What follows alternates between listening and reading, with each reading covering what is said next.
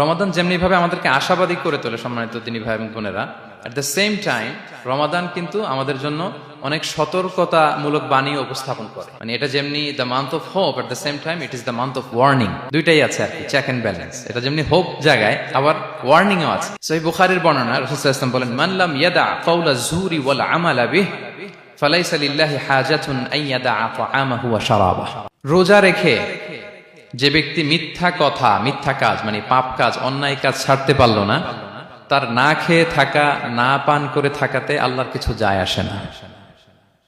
তার ওই রোজার আল্লাহর কোনো প্রয়োজন নাই। এটা জাস্ট উপোস, এটা জাস্ট অনাহার, জাস্ট আমি পানি খাইনি, আমি খাবার দাবার গ্রহণ করিনি, দ্যাটস ইট, এতটুকুই।